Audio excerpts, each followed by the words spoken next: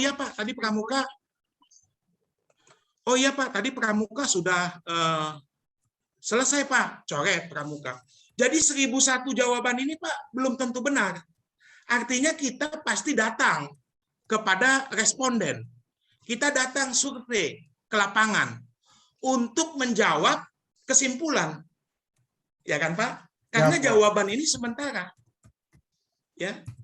Nah, ternyata jawaban saya udah cek di sekolah ternyata dari list saya itu ada hipotesisnya banyak, ternyata anak saya nggak di sekolah, Pak. Ya. Akhirnya saya katanya temennya dia sama Budi. Nah, terus saya tanya Budi, ya, maksudnya kita punya nomor orang tuanya Budi. Oh iya Pak, Hugo di rumah, lagi main PlayStation. Nah, berarti pertanyaan research problem, kenapa Hugo belum pulang ke rumah? Jawabannya pramuka, main bulu tangkis, itu hipotesis, Pak. Tapi ketika saya mengadakan survei, saya turun ke lapangan, saya tanya semuanya, ternyata Hugo itu jawabannya adalah kenapa pulang malam, karena main PlayStation di rumah Budi. Itulah kesimpulannya, Pak. Ya. Jadi kembali lagi hipotesis itu memang harus kita list dulu, ya, karena dalam perjalanannya nanti kita akan menemukan jawaban sesungguhnya. Jadi sebenarnya Bapak Ibu sekalian yang mempunyai research problem, Bapak Ibu sekalian yang mempunyai judul, sebenarnya sudah tahu jawabannya, ya. Tapi jawaban itu betul atau salah, nah itulah yang harus diuji, ya. Jadi dalam pengujiannya nanti akan bertanya, ya kan?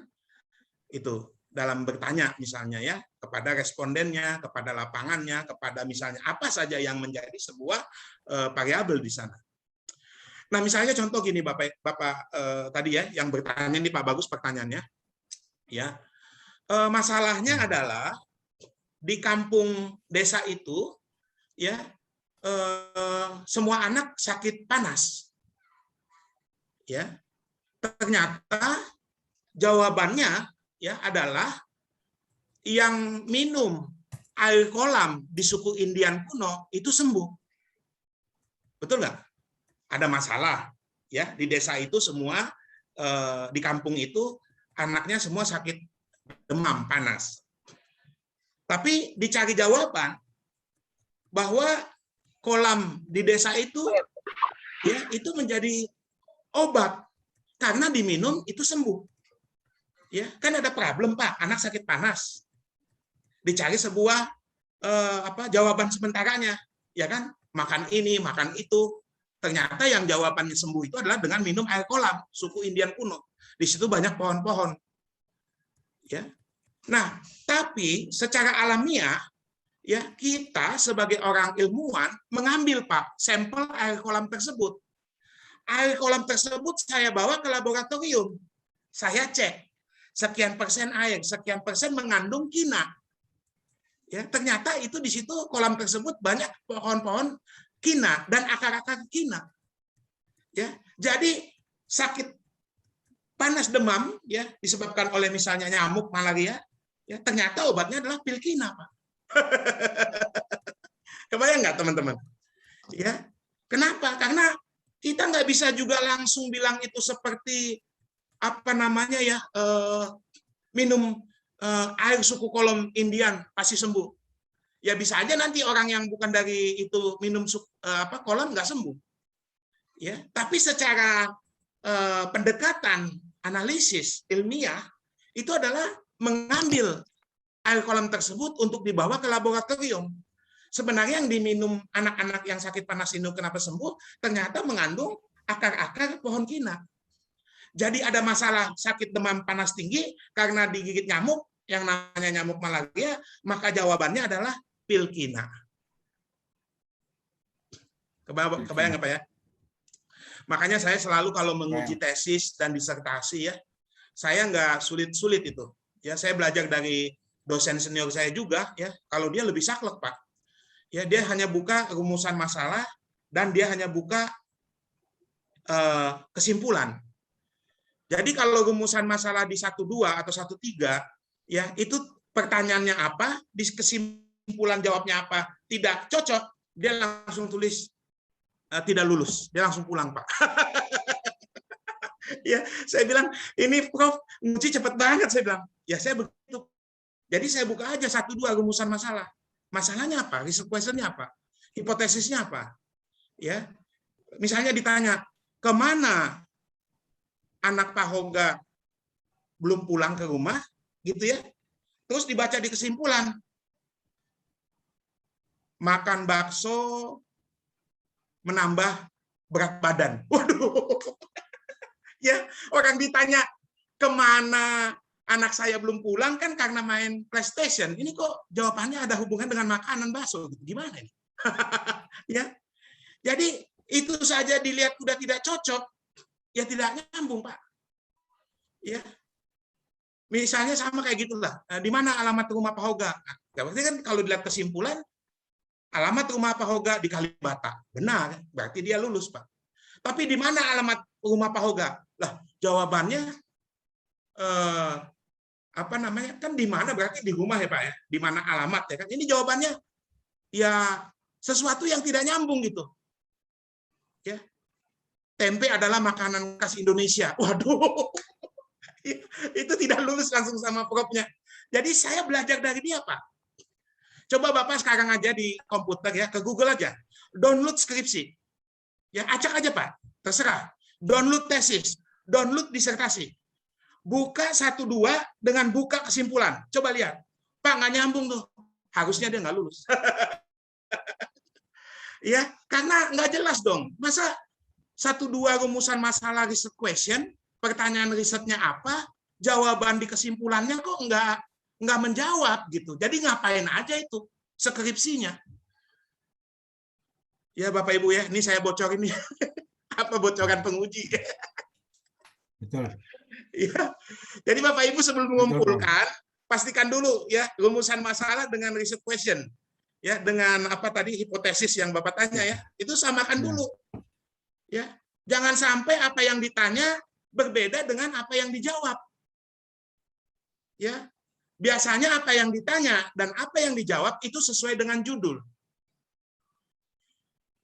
Ya, ini ada yang bertanya lagi. Silakan, Pak. Semua, Pak. Baik, Ibu Juliana. Ya, yang kedua mungkin belum semuanya, Pak. Oh ya, silakan. Siapa? Silakan. Atur aja deh. Saya serahkan kepada Ibu Siana, ketua kelas. Satu-satu mungkin, Pak. Ya. Aloysius Tapi ya. pertanyaan saya belum dijawab semua dulu. Apa selesai dulu? Biar tuntas toh, karena menguntungkan kita semua juga. Ya, yang mix, Pak, yang mix. Ya. Yang mengenai metode Mix. kuantitatif Yang mix, dan kualitatif, ya. kemudian Ya, di mix mix. ya, Pak? Ya, betul, Pak. Ya. Jadi itu perpaduan atau gabungan, ya. Jadi kualitatif itu seperti yang saya kuantitatif itu seperti yang saya ceritakan adalah matematis, Pak. Ya, menggunakan rumus, menggunakan tools, SPSS, Excel, ya silahkan. Ya, tapi ada juga nanti bahwa itu tidak bisa juga menggunakan matematis. Ya, misalnya kita katakan itu berupa narasi yang tidak bisa dimatematiskan, ya, itu berupa cerita sejarah, itu berupa problem sosial, ya, yang mana nanti harus dilakukan sebuah pendekatan secara kualitatif. Ya, nanti banyak, Pak, ya, mungkin sebelumnya Bapak sudah belajar juga kan ya. Ada banyak metode eksperimen, metode apa dan sebagainya. Tapi yang jelas untuk penggunaan matematis ya sebenarnya Bapak harus melakukan yang namanya uji ya, karena di situ harus diuji. Nah, pengujian itu didukung oleh alat bantu, Pak, yang namanya komputer ya, bisa menggunakan namanya SPSS, bisa menggunakan namanya Excel ya, silakan, Pak. Nah, di dalam pengujian itu Bapak nanti bisa simulasikan ya dengan misalnya berapa jumlah yang misalnya samplingnya itu ya ditambahkan misalnya. Nah, dia tinggal mengoperasikan aja alat tersebut ya. Jadi bagi yang menggunakan matematis tidak usah pusing ya Bapak Ibu, karena sekarang juga ada aplikasi bisa beli di Mangga 2 ya, atau beli di internet yang aslinya, itu bisa menurunkan rumus ya. Jadi namanya program mathematical ya. Bapak Ibu punya rumus nih, Bapak mau sederhanakan, masukin aja Pak, nanti begitu Bapak run itu turun sebagai rumus yang paling sederhana yang baru ya. Udah sampai sejauh itu Pak ya. Jadi kalau misalnya Bapak Ibu banyak banget nih kayaknya ya, ribet gitu. Ya, itu bisa diturunkan Pak menjadi sebuah rumusan yang sederhana ya. Jadi menurut saya Bapak bagus ya, yaitu menggunakan dua metode, yaitu kualitatif dan kuantitatif. Karena ada sesuatu yang tidak bisa diisi oleh hitungan, tapi itu diisi oleh kualitatif. Bagus Pak, metode gabungan itu sangat bagus. Terima kasih. Terima kasih Pak. Ya, baik itu mungkin dulu Pak Alosius ya. Selanjutnya siap. Pak Buli. Ya. Mungkin Pak Buli saja nanti izin Prof kita jam 8 break dulu biar bisa mengisi energi. Jadi mungkin satu pertanyaan saja Pak Benyamin Buli, sorry. Setelah itu kita akan break. Silakan Baik. Pak. Terima kasih Bu Ketua, terima kasih Pak Prof. Sudah terangkai mengenai asumsi, hipotesis antara ilmu dan pengetahuan.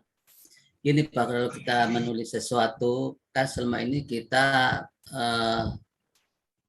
latar belakangnya adalah ada suatu masalah yang kita lihat yang mengganggu kita kira-kira, dan apa yang kita membuat untuk menyelesaikan masalah ini yang sudah terjadi.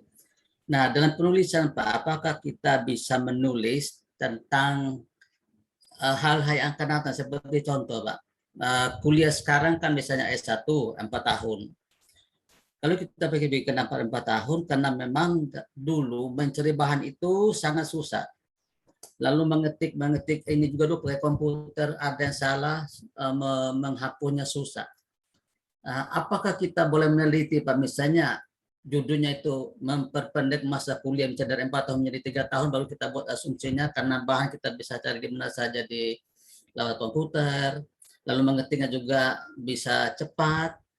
Atau yang berikutnya mengenai gereja Pak, gereja pada masa sekarang. Ada beberapa gereja yang saya dengar, contohnya acara-acara perjamuan sudah bisa dilakukan di rumah.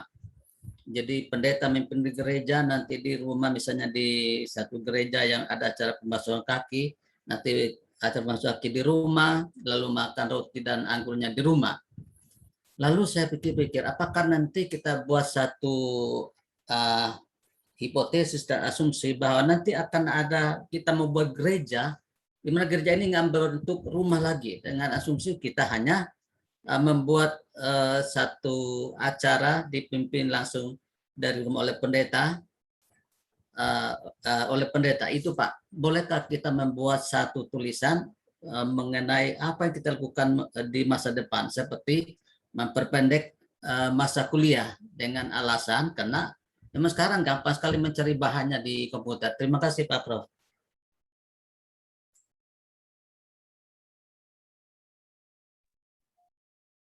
Ya, terima kasih Bapak. Ya, terima kasih Pak buat pertanyaannya Pak.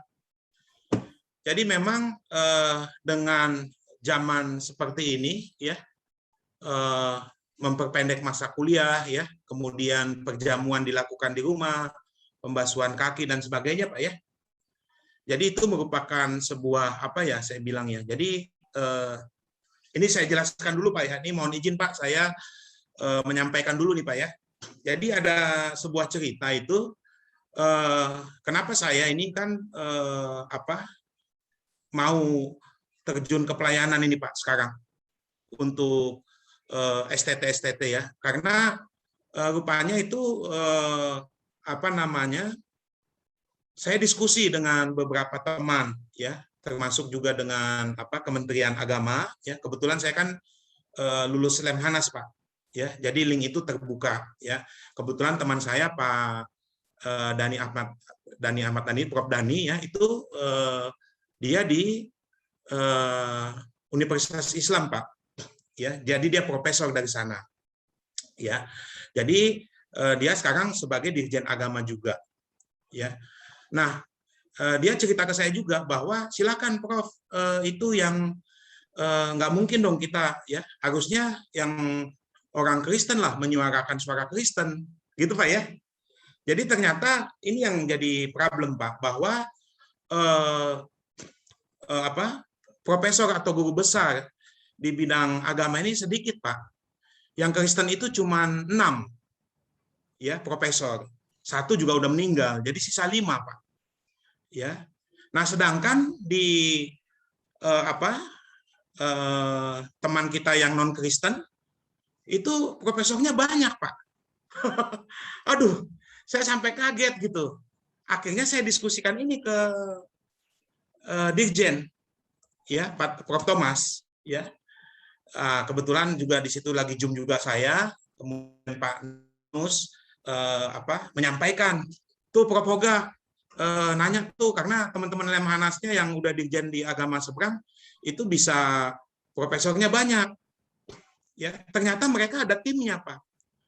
Ya, sedangkan di kita ya seperti itulah ya, masih banyak kekurangannya di sana sini dan memang tidak seimbang juga gitu. Nah, terus saya lihat itu contohnya apa di sana. Ya, Bapak silakan sebutlah apa yang ada di seberang ya. Jadi misalnya apa ya, profesor syariah, profesor apa, profesor halal. Banyak Pak. Ya, jadi pertanyaan saya itu bagaimana pendekatan secara keilmuan untuk menciptakan itu. Karena kan selama ini yang menjadi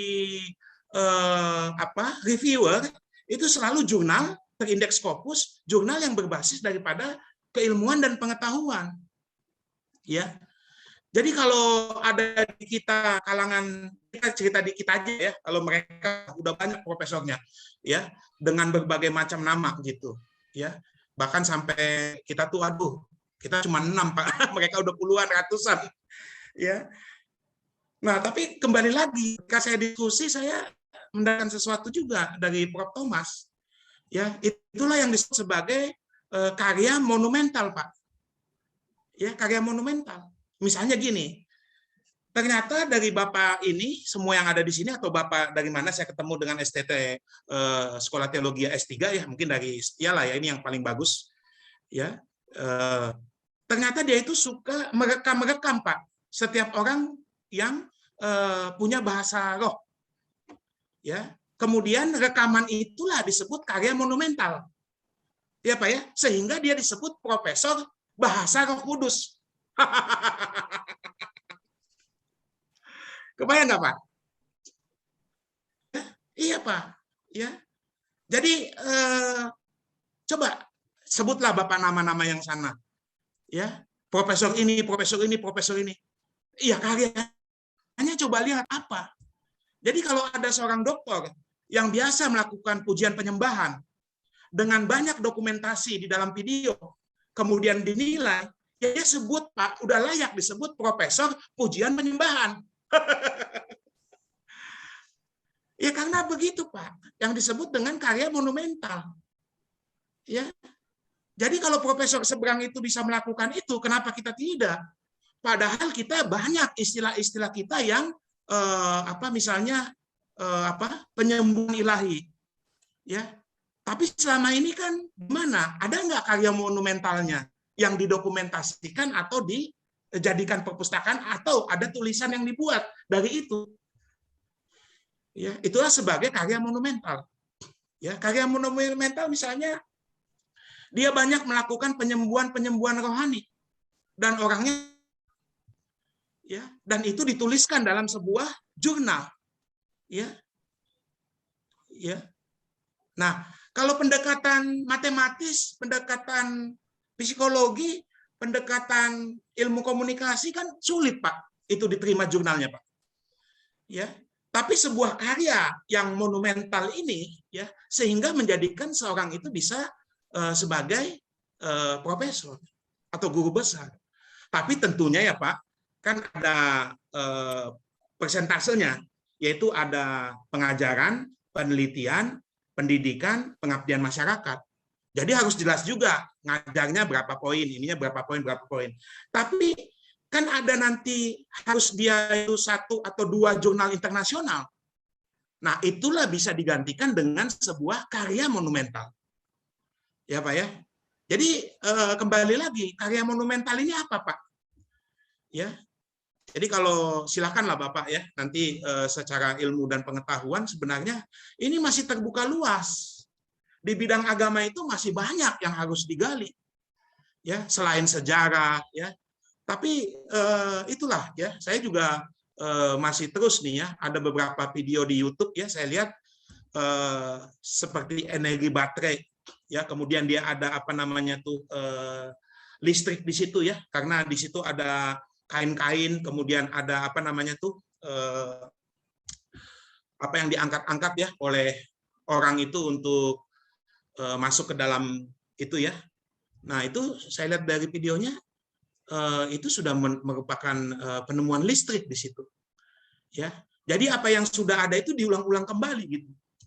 Ya. Tapi prinsip baterai ya, prinsip daripada itu saya lihat memang itu ada apa namanya ya, bagian luar dan bagian dalam diisi dengan itunya ya. Jadi ya akhirnya saya lihat ini pendekatannya gimana ya Bapak ini ya.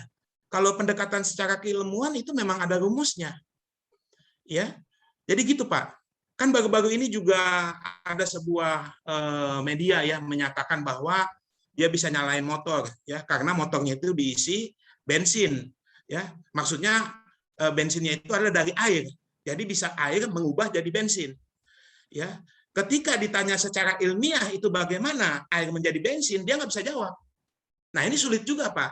Jadi nggak bisa dibilang sebuah karya monumental. Itu hanyalah historical yang dia buat dan diceritakan gitu. Ya, entah nanti motornya itu nyala atau diakalin atau kebohongan atau dusta atau hoax, ya kita nggak tahu. Tapi yang jelas sebuah penelitian itu bisa dinalarkan, ya keilmuannya atau pengetahuan knowledge tadi atau ilmu tadi itu bisa dinalarkan secara matematis, nalarkan secara logis, nalarkan secara itu Pak filsafat. Ya, bahkan waktu saya filsafat itu belajar filsafat di UI, ya dia dokter apa profesor filsafat, ya ada yang bertanya waktu itu, menurut Bapak makhluk gaib, roh halus itu gimana Pak? Ah nggak masuk itu di filsafat, ilmu nggak ada itu tahayul kata. Ya, jadi apa itu bisa disebut karya monumental? Ya, tentunya harus ada beberapa ahli dan pakar yang menyatakan itu karya monumental. Ya Pak ya. Jadi sebenarnya kembali lagi ya, jadi dipertanyakan kembali guru besar yang istilahnya karya monumental ternyata begitu dilihat memang betul Pak, ada karyanya. Demikian. Ya jadi silakan Pak ya, Bapak mau misalnya menuliskan karena sudah zaman online ya, memperpendek masa kuliah, perjamuan dilakukan di rumah ya, pembasuhan kaki dan sebagainya, yaitu silahkan Pak. Ya, nanti pendekatan-pendekatan apa yang Bapak buat ya coba di apa namanya? Ada daftar pustakanya, ada daftar acuannya dan ada referensinya. Demikian Pak. Terima kasih Pak Prof. Ya, terima kasih Pak Prof Hoga. Mungkin kita break dulu selama 10 menit, waktu di saya di 8.06, kita akan kembali di 8.16. Biasanya kita sambil break, sambil ngobrol, Prof. Silakan kalau mau ngopi atau makan cemilan. Makan malam. Makan malam. Silakan. Saya juga sambil minum nih. Ya, silakan. Silakan teman-teman, kita break dulu 10 menit. Ya. Salam Prof. Hugo. Salam. Ya, saya dari Kalimantan, Pak. Wah, hebat. Ya, malam ini saya tertarik sekali. Jujur saya bangga sekali Bapak masih muda sudah jadi profesor gitu ya. Ya, anugerah Pak. Puji Tuhan. Ya, ternyata yang membuat kami Pak dosen, saya kebetulan jadi ketua STT gitu Pak ya. Nah, di Kalimantan belum ada profesornya Pak. Ya banyak sekali teman yang sudah doktor banyak, tapi semua kami mentok di Scopus ya, bagaimana bisa menulis jurnal internasional kan. Nah, tapi malam hari ini saya sedikit sepertinya ada harapan kalau kita bisa buat karya monumental tadi, Pak. Ya, setuju Pak, setuju. Nanti kita bentuk tim sama Ya. Bapak Rektor STTIKAT untuk mensukseskan guru besar Pak. Ya, Mas sudah saya ajak Dirjen. ya, contoh gini Pak, saya kan sering pelayanan, kalau kami itu kan pelayanan pelepasan namanya Pak. Itu memang pengabdian masyarakat. Jadi kalau di gereja saya itu hampir semua pemuda, pelayan Tuhan, kita udah pelayanan pelepasan, melepaskan roh-roh yang mengikat anak muda gitu kan. Cuman saya hampir tidak pernah syuting Pak. Semua itu memang luar biasa. Kalau di riset sebelum mereka mengalami pelepasan sama setelah itu pertumbuhan rohaninya juga luar biasa. Nah, apakah karya seperti itu tuh bisa, kalau ditulis saya yakin saya bisa nulisnya. Walaupun bersifat meriset kejadian alam roh gitu ya. Karena itu kan kita bisa wawancara, dan itu Alkitab juga mencatat bahwa memang ada Yesus selalu mengerjakan hal itu. Nah, apakah hal seperti itu kalau kita punya dokumentasi, bisakah jadi karya monumental, Pak? Ya, jadi memang Pak diperlukan bukti-bukti akademis Pak. Diperlukan sebuah nalar logis, diperlukan sebuah filsafat ilmu, ya kan? Nah, tapi kembali lagi, sayangnya Bapak video-videonya nggak ada ya?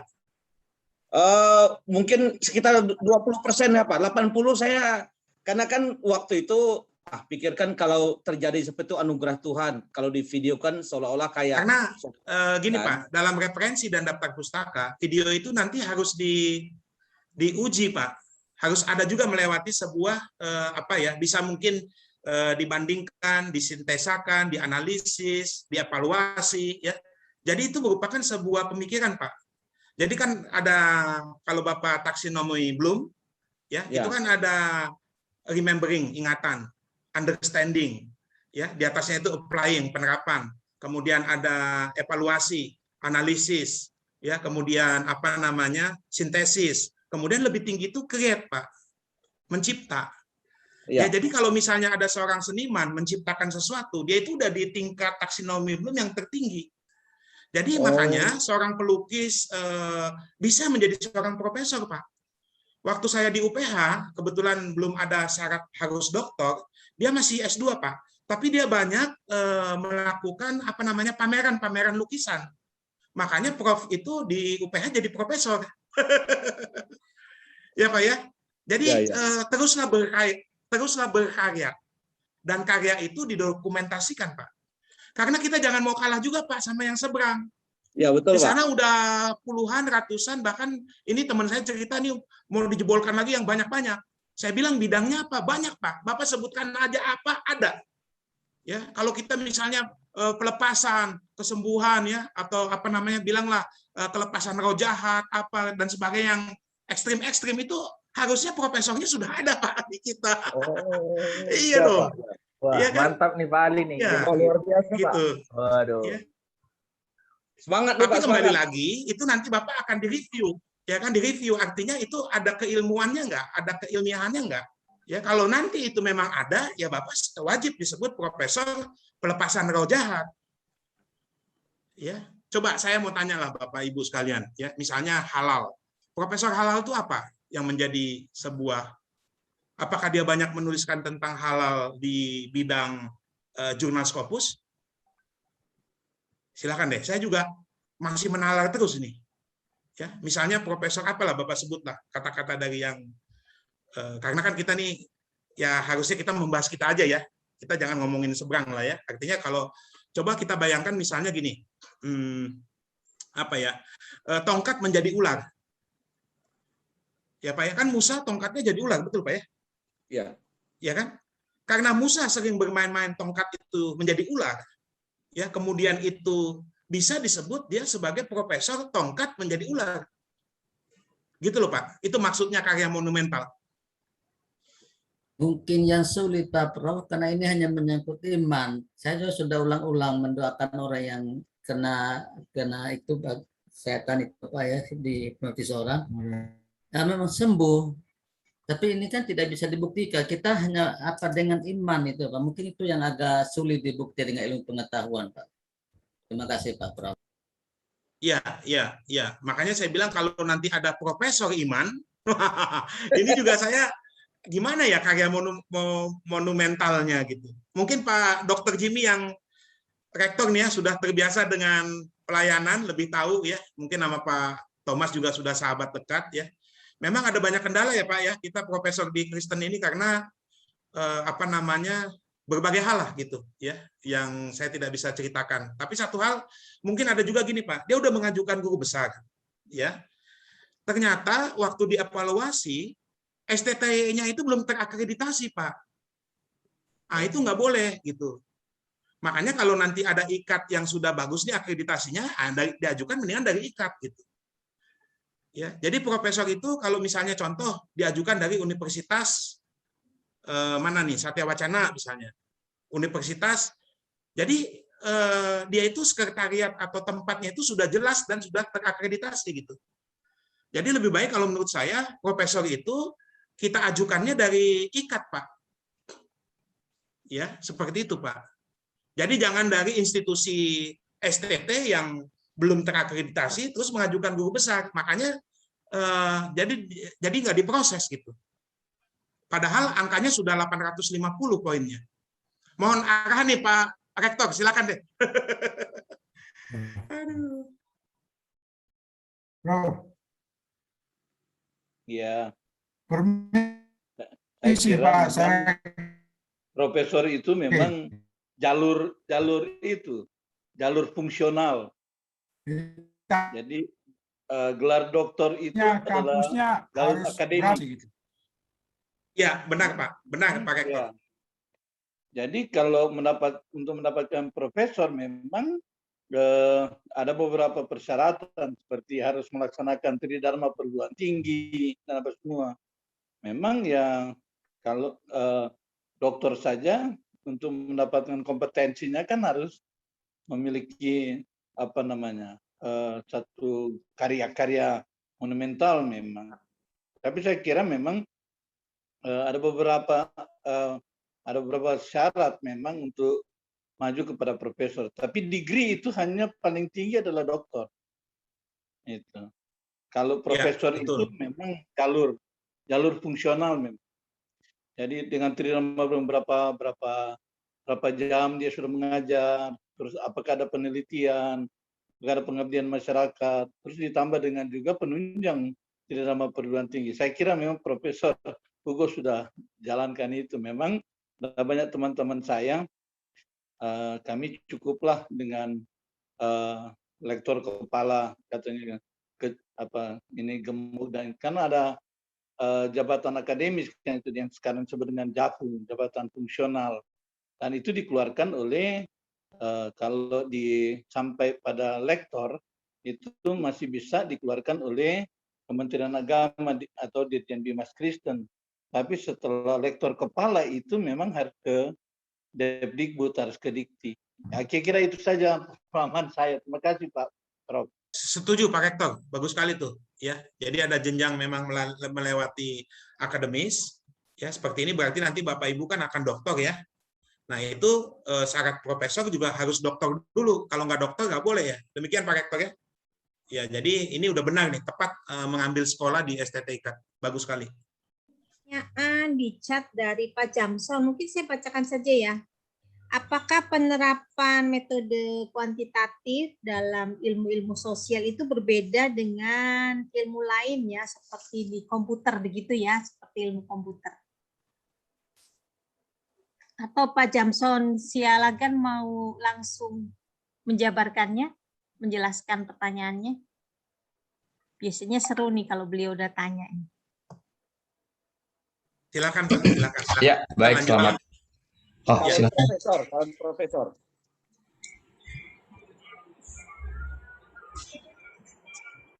Baik, saya Bu ya. Ya. Oh ya, baik, selamat malam Prof. Saragi. Ya. Saya Selamat sialagan Saragi juga, tapi nggak pakai H di belakang Pak Saragi. Oh siap. Itu bedanya ya. Nah, Toba dengan Simalungun ya. Ya, berkenan dengan pertanyaan saya tadi, Pak. Saya sebenarnya pernah juga ungkapkan ke Pak Rektor, tapi ada yang waktu itu saya belum sampaikan ya, kurang begitu. Tapi beliau sebenarnya sudah memberikan tanggapan yang baik, bagus juga. Eh, bahwa penelitian metode kualitatif dan kuantitatif itu saya menyimpulkan untuk teologi filsafat kita lebih tepat menggunakan kualitatif dibandingkan kuantitatif gitu. Nah, kalaupun menggunakan kuantitatif, mungkin yang mix tadi yang Prof jelaskan gitu. Jadi kuantitatifnya kita gunakan untuk mencari data, menyimpulkan fenomena, kemudian nanti menjawab ini berdasarkan metode kualitatif, menganalisa, deskripsi dan seterusnya. Karena teologi itu kan bersumber dari ada sumber teologinya. Dan dalam teologi Kristen itu tentu Alkitab melalui hermeneutika, eksegese, eksposisi, kemudian sistematisasi, teologi sistematik, itulah berusaha menjawab berbagai permasalahan gitu. Makanya disebut teologi gitu. Nah, kalau kita murni menggunakan metode kuantitatif, hitung-hitungan matematika itu, akhirnya penelitian kita kembangan dan mencoba mencari solusi juga di tempat yang sama gitu. Sedangkan kita teologi ini kan jawab berbagai sesuatu dari perspektif teologi gitu. Ilmu teologi itu pendekatan biblikal dan teologi sistematik gitu. Walaupun nanti didukung oleh historitasnya dan sebagainya gitu. Sehingga saya melihat mungkin kalau penggunaan metodologi kuantitatif itu mungkin hanya membantu kita memahami permasalahan aktual gitu, kekinian. Misalnya kita sedang meneliti para pendeta yang stuck gitu ya, stuck dalam perintisan di pedesaan misalnya. Nah, untuk menemukan fakta ini, mungkin metode kuantitatif sangat tepat gitu.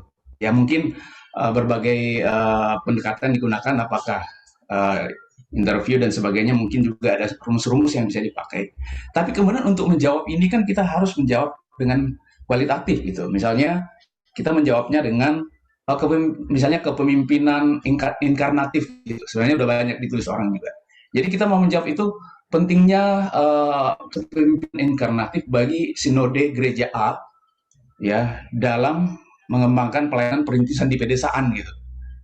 Nah, di sini mungkin kalau kita gunakan kualitatif saja pun bisa sebenarnya. Tapi kalau mau mix dengan kuantitatif itu mungkin lebih variatif hasilnya dan mungkin menyodorkan fakta yang lebih baik gitu.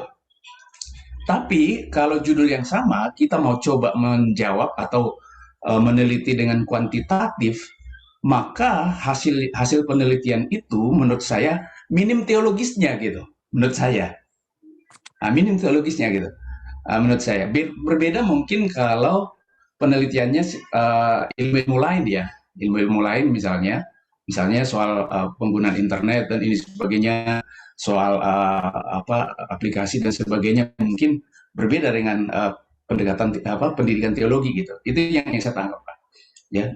Nah, maka dengan demikian kalau saya kaitkan dengan pertanyaan teman sebelumnya tentang hipotesa itu, dari judul ini kita udah langsung tahu jawaban kita, seperti Pak Prof katakan tadi. Sebenarnya kita tahu masalahnya apa, judulnya apa, jawabannya kita udah ada.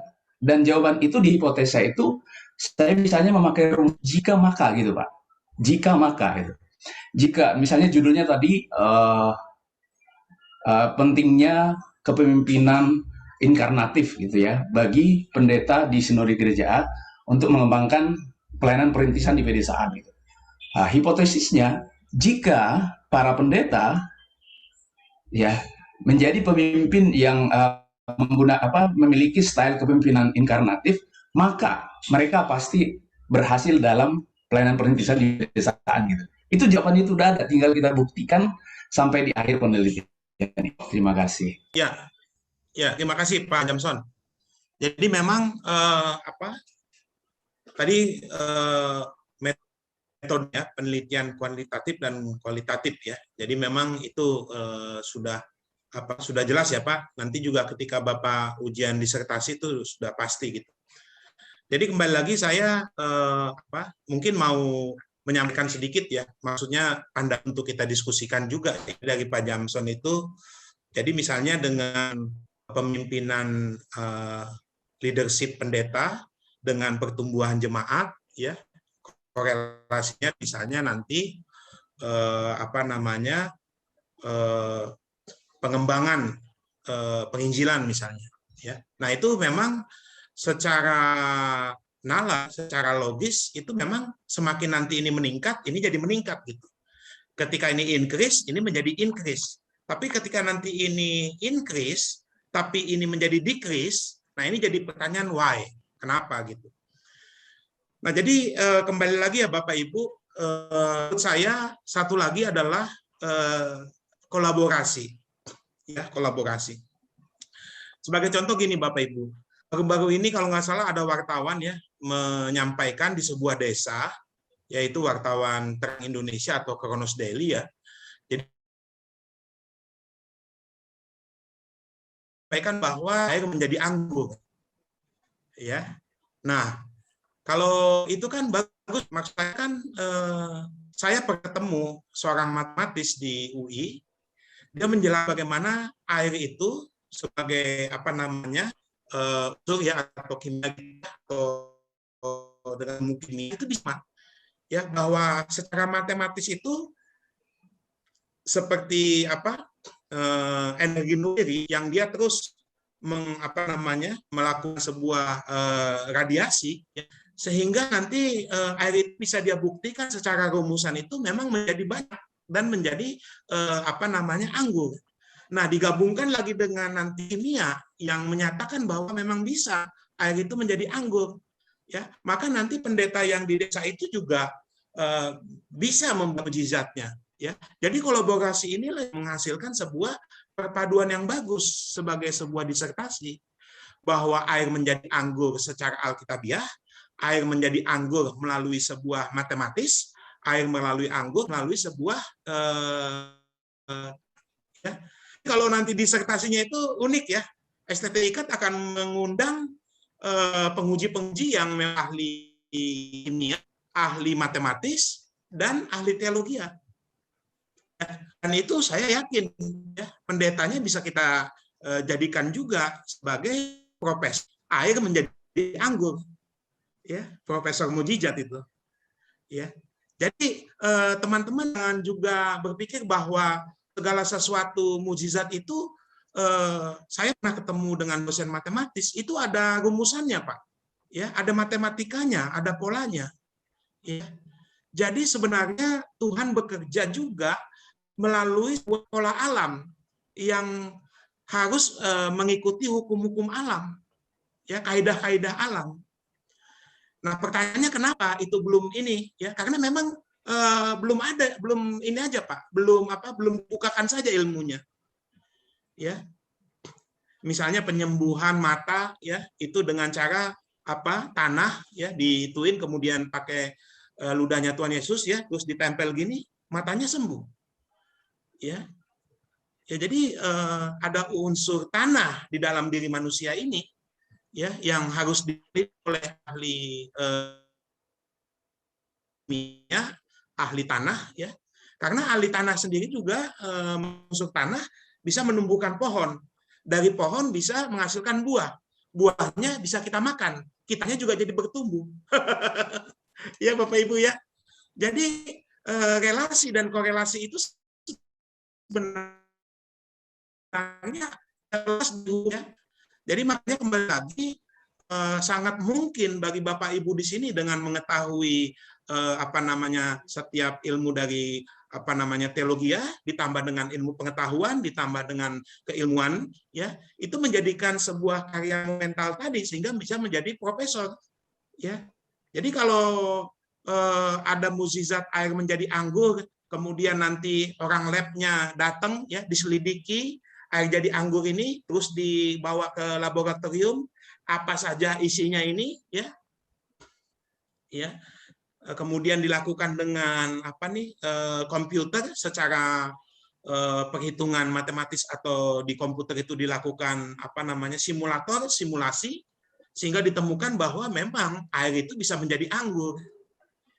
Ya. Jadi demikian Bapak Ibu ya. Jadi perlu dipahami juga ya, saya kenapa selalu berpikir bahwa ilmu tertinggi ini adalah ilmu Bapak Ibu ya. Ilmu teologi itu ilmu tertinggi ya. Karena saya terus terang aja Bapak Ibu ya, saya selama mempelajari ini matematis ya, elektron, cahaya, terang dan gelap, itu masih ilmu laser itu ilmu paling bawah Bapak Ibu, masih nomor 1. Nomor 2 yang lebih tinggi ya itu adalah ilmu air dan udara. Tinggi itu adalah ilmu tanah dan tumbuhan. Oh, berarti Prof. Yoga paling tinggi apa ilmunya? Ya ilmunya itu habis tanah tumbuhan, lebih tinggi lagi itu nomor 4 adalah itu apa namanya matahari, bulan dan bintang, yaitu tentang antariksa, tentang NASA, tentang lembaga antariksa LAPA. Ya itu paling tinggi nomor 4. Yang paling tinggi lagi ilmu adalah ilmu tentang ikan dan burung. Ya itu ya lebih tinggi lagi ilmu tentang hewan. Ya, makanya dokter hewan itu sebenarnya ilmu paling tinggi tuh. Susah loh dokter hewan itu. Ya. Nah, lebih tinggi lagi itu adalah ilmu tentang manusia. Yang ke-6. Ya. Jadi disinilah ilmu yang paling tinggi dari segala ilmu. Ya, dan peradaban mengakui bahwa yang tertinggi itu adalah manusia. Ya. Banyak hewan-hewan sudah punah, ya, tapi manusia tidak punah. Ya, jadi kembali lagi, kenapa ilmu tertinggi ini manusia? Ya, jadi karena manusia itu ya diberikan kekuasaan untuk mengelola semuanya ini. Ya Bapak Ibu ya, kalau kita mau air kita apakan, kita alirin ke sana, kita kesanain. Air mau dicemarin, ya udara mau diapain, silakan. Manusia bisa berbuat. Ya, air bisa melakukan sesuatu pada kita, tidak. Bahkan kita bisa membelokkan cahaya, kita bisa membuat gelap, membuat ya terang dan gelap, ilmu laser, ya itu paling bawah. Tapi lebih tinggi lagi dari ilmu cahaya itu adalah ilmu tentang air dan ilmu udara. Ya lebih tinggi lagi itu adalah ilmu geologi, yaitu ilmu tentang bumi, ya tanah, tumbuhan, tambang, batu bara, emas, permata dan sebagainya, itu ilmu paling tinggi. Lebih tinggi lagi adalah ilmu tentang itu apa namanya antariksa, matahari, bulan dan bintang, planet-planet lainnya. Itu ilmu yang keempat. Ilmu yang kelima itu adalah ilmu air dan burung. Ya, yang terakhir itu ilmu yang paling tinggi adalah ilmu manusia. Jadi ilmu manusia itu apa? Ilmu hukum, hukum tentang manusia. Susah Pak. Ilmu psikologi, psikologi manusia susah. Ilmu teologi itu susah Pak. Ya, jadi Bapak Ibu ini sebenarnya mendapatkan gelar doktor, ya itu adalah gelar tertinggi Pak dalam keilmuan. Ya, karena teologi itu adalah Bapak Ibu ini kan akan melayani jemaat, akan melayani manusia. Itu sulit Pak. Ya, lebih baik Bapak Ibu menyelesaikan pekerjaan dalam bidang misalnya tanah, air, tumbuhan, ikan, hewan. Tapi begitu masuk ke manusia, aduh. Iya. Gitu Pak ya. Nah, jadi ini yang sering ini kan gitu. Ya. Bahkan saya dulu ya waktu S3 datang profesor dari Jerman. Ya. Dia cerita, dia profesor, dia ini Pak membuat apa namanya untuk misalnya kalau dia sakit di endoskopi, ya dimasukin selang. Tapi sama dia ditemukan Pak seperti tablet kecil gitu, tapi robot Pak untuk masuk ke dalam. Jadi tidak perlu operasi, nanti dia di sana diguntingin pakai robotnya itu sehingga nanti dia keluar. Ya, dan itu harganya miliaran Pak diciptakan. Nah terus dia bukan hanya masuk ke usus Pak, tapi dia masuk juga ke darah. Ya, jadi darah-darah kotor itu diambilin sama robot itu. Kecil sekali Pak, bentuknya seperti pasir. Ya, jadi kalau jatuh itu ya, susah gitu. Ya. Nah, terus saya tanya ya, ini di dalam sel darah aja udah bisa pakai robot ini. Dia bilang enggak Pak, kita harus mengirimkan satelit ke sana untuk tahu sel darah. Aduh, iya, saya bilang berarti untuk darah aja susah Pak. Iya, susah sekali. Iya, jadi Bapak Ibu kalau mau tahu ya, kalau misalnya saya ibaratkan gini ya, bumi inilah Pak Hoga semua dengan isinya dijual dengan satu manusia, mana yang paling mahal? Masih mahalan manusia Pak. Ya. Jadi banyak yang saya lihat ya, saya seminar di daerah tentang keilmuan ini, lihat akhirnya misalnya nih mau yang dari mana nih? Toraja, betul nggak? Halo? Toraja ya? Nah, Toraja itu Pak, apa ya? Kerbo ya. Jadi gara-gara kerbonya nggak dijaga sama anaknya dipukulin Pak. Ya, jadi lebih nomor tinggi itu kerbo dari manusia. Aduh. Ya, akhirnya saya bilang sebenarnya yang paling tinggi itu manusia, ya, bukan kerbo. Ya, ini mohon maaf nih, saya bukannya untuk ini ya, tapi seperti itu. Kemudian juga contoh di Irian Jaya, mana lebih tinggi antara anaknya atau ini peliharaannya B2. Di sana itu bahkan disusui sama ibunya untuk B2 ini daripada anaknya. Padahal secara keilmuan anak itu lebih berharga daripada B2 tadi. Ya. Jadi kembali lagi Bapak Ibu, ya, kenapa manusia itu berada di atas ya?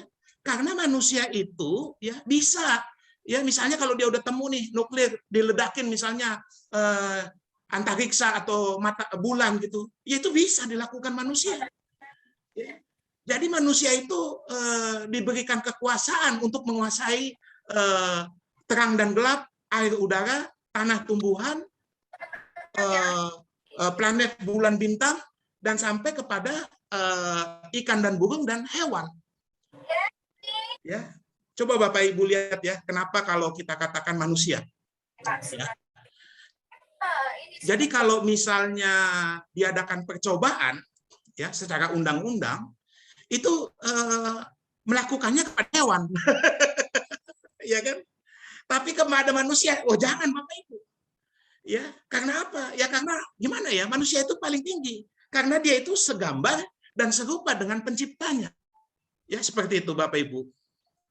Ini maaf baterai saya habis nih. Mungkin ini saking semangatnya ya. Ada ya silakan pertanyaan lagi. Tunggu saya cas dulu ya. Ini baterainya mau habis. Tunggu sabar teman-teman ya. Oke, ini ada saya menulis hampir 8 orang yang sudah masuk. Jadi kesempatan yang pertama diberikan nanti ke Pak Ali Matius, Pak Kusnaidi, dan Ibu Juliana ya, 3 penanya dulu. Kemudian berikutnya ada Pak Rudianto, Pak Ishak, dan Pak Hendrian.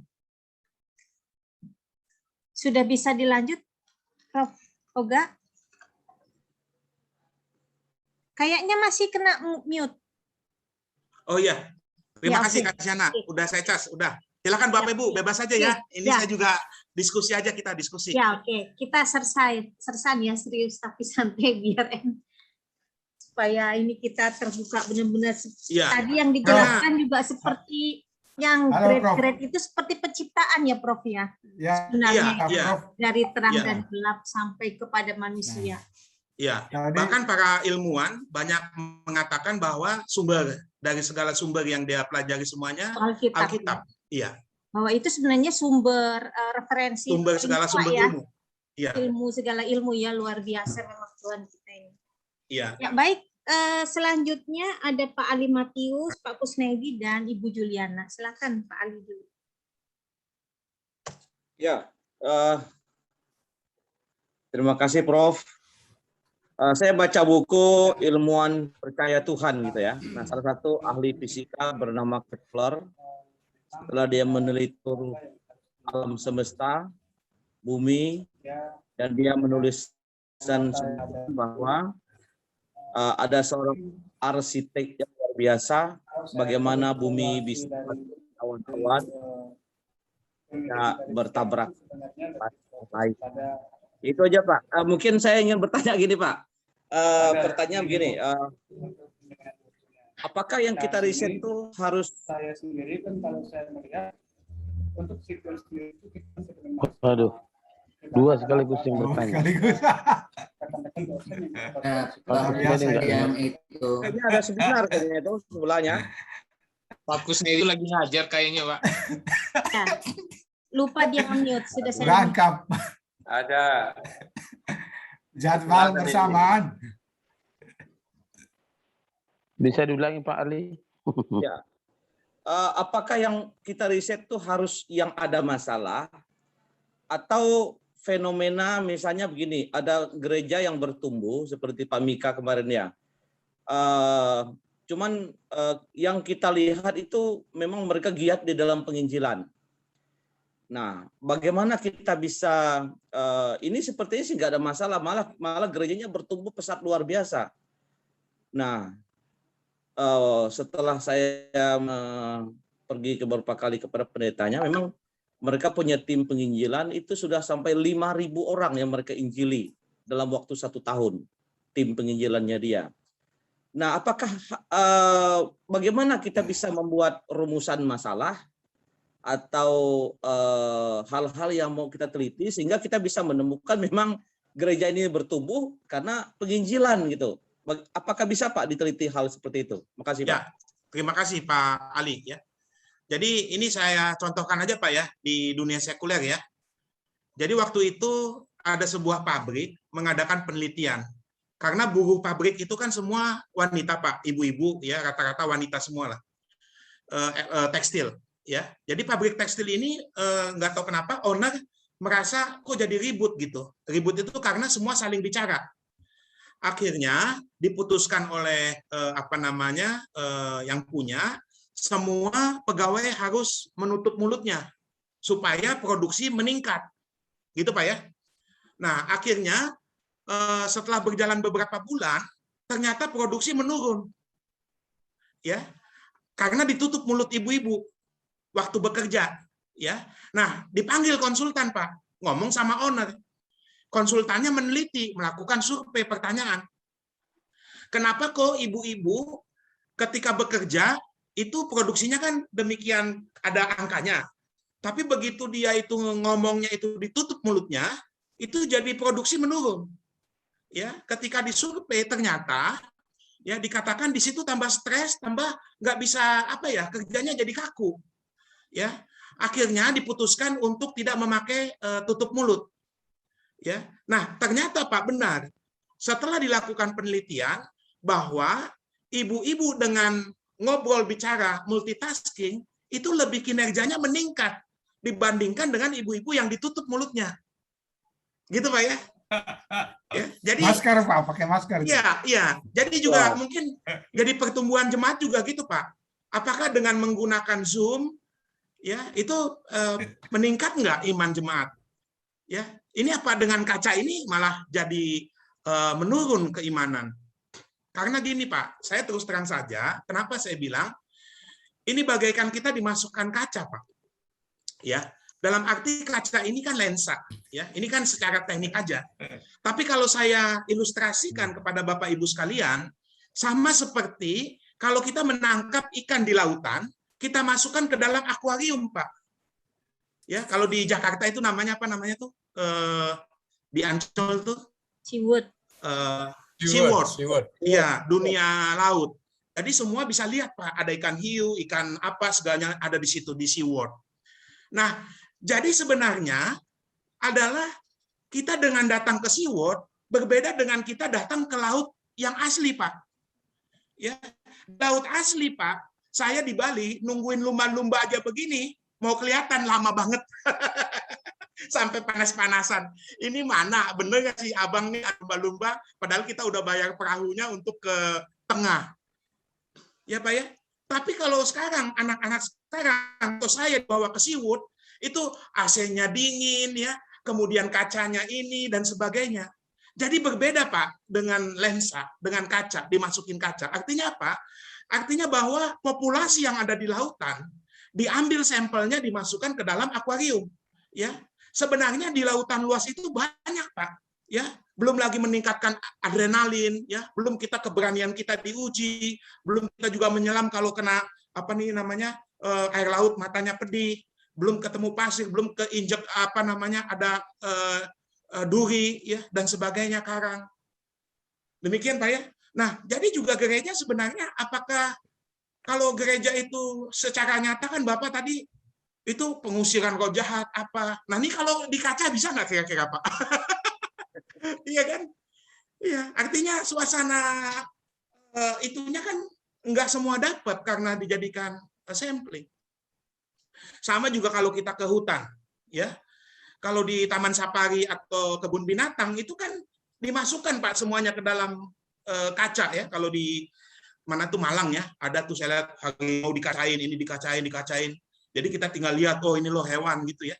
Tapi kalau kita ke apa namanya hutan yang aslinya nggak seperti itu Pak. Kita harus lewatin rumput ya, mengalami dulu apa digigit ular atau ya maksudnya kena ada apa gitu loh.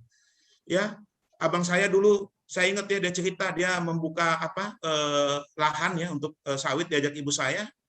Itu kena ini Pak duri rotan. Aduh sakitnya katanya. Ya, rupanya rotan itu berduri. Nah, itu saya nggak ngalamin experience itu Pak. Nah pertanyaannya apakah dengan Zoom, dengan kaca, jemaat itu mengalami nggak sesuatu yang seperti dijamah oleh pendeta kepalanya, tangannya ya, terasa sekali ada sebuah urapan demikian. Atau saya tempel Pak tangan saya ini di kaca ya kan, di kaca ini misalnya saya tempel, ya kira-kira saya berdoa, kira-kira sama nggak itu dengan yang dunia nyata? Ya silakan nih, masih banyak yang mau tanya katanya. Ya silakan Pak. Baik, mungkin berikutnya untuk Pak Kusnaidi. Setelah itu Ibu Juliana, silakan.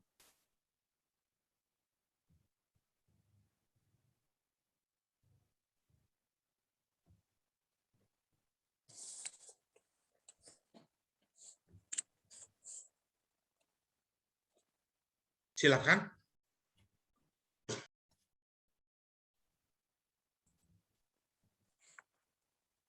Pak Kusnaidi mana tadi sudah bertanya sampai mengingatkan? Silakan Pak Kusnaidi.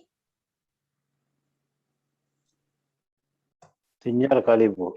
Oh ya, mungkin Sinyal kali yang lainnya ya. dulu aja Bu. Ya. Oke, kita ke Ibu Juliana dulu. Silakan Bu Juliana. Iya, ya baik. Terima kasih buat kesempatan yang diberikan.